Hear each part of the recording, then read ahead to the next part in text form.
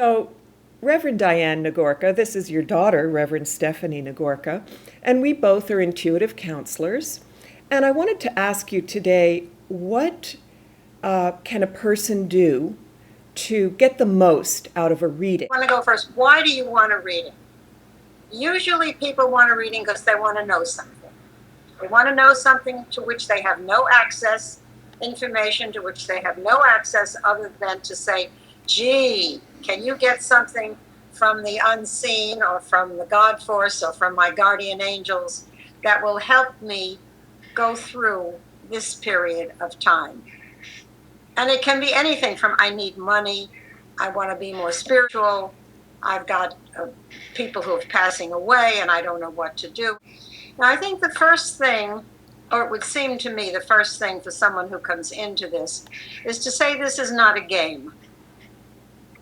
You know, this is not a Ouija board, and you're not going to play games with this. This is it's serious. All right, so I hear you saying, can I paraphrase this? And you've been doing this for how many years? 50 years? Well, probably. And so I want to paraphrase it to say, okay, this is not, you're not a fortune teller. That is correct. No, there's no neon sign out the window, right? Right, you're a discreet, private, intuitive counselor working with clients not only around the country, but around the globe. And you've been doing this for a very long time. Usually people find out about me word of mouth. I don't do any extensive advertising, or I don't advertise. So it's word of mouth. So-and-so is a friend of so-and-so, or who has children and they this, that. And it's word of mouth. The intuitive counseling session, or reading as it is called, is about, for me, is about 40 to 60 minutes long. If that takes a certain length of time that we can calm down, we can access the information, hopefully, we're looking for. It is composed of anywhere from 10 to 30 minutes worth of what I call channeling. In other words, I just talk, I close my eyes, and intuitively, I give the person what is there for them. And my feeling is that it comes from the higher self of them to me, and then out in words. Often it comes in pictures and I have to describe the pictures. Is it in color or in black and white? Well, that's a good question. I'm not sure I ever noticed. I think it's just regular daily, whatever daily routine happens to be. Now, all the questions that the person has in their mind are not necessarily answered. I don't ask for the questions in advance. I don't want anything from the person in advance. I don't want to know their birth date. Don't want to know their logistics of their life. I don't want to know anything. Why? I want to be completely open to talk about whatever the so-called intuitive or the unseen gives me for that person. Now, how to prepare for it? I don't do any preparation except my years of work, and to sit down 15 minutes before the reading to meditate, to quiet my body and to meditate. How can the client prepare for the reading?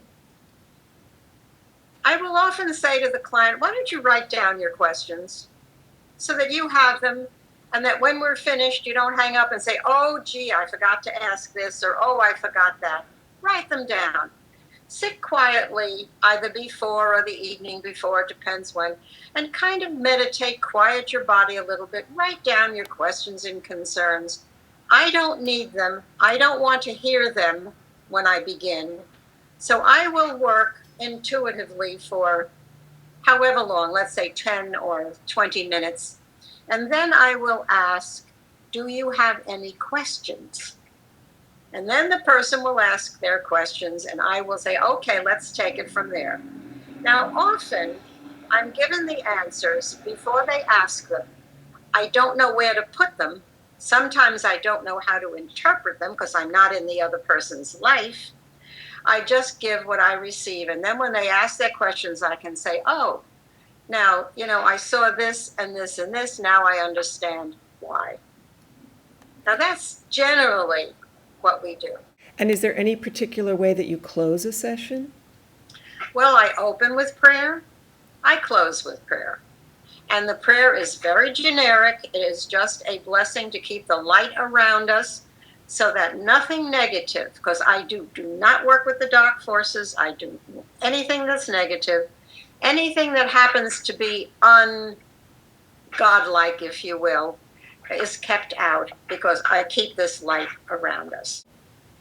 Whatever happens in your life, whatever path you have taken, it's the right one.